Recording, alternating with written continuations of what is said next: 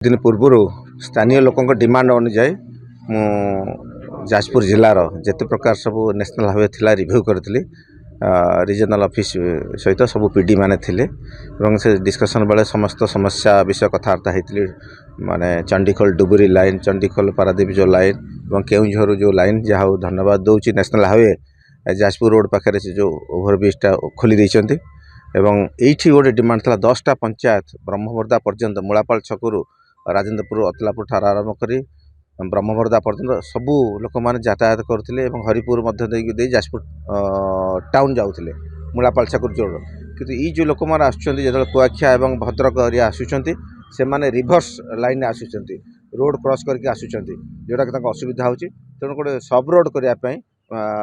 मूलापाल छकुर थाना पर्यंत गोटे सब रोड करने डिमांड थिला सेटा आज नेशनल हाईवे पीडी को अनुरोध करते से आसिक रिव्यू कर देखला तार कार्यानुष्ठान देखो सेटा करणटा करदेबा कि सेटा कौन है अनुधान करके मुझे कहबी निश्चय तार माने कौन सुविधा हो पार देखला जना पड़ो।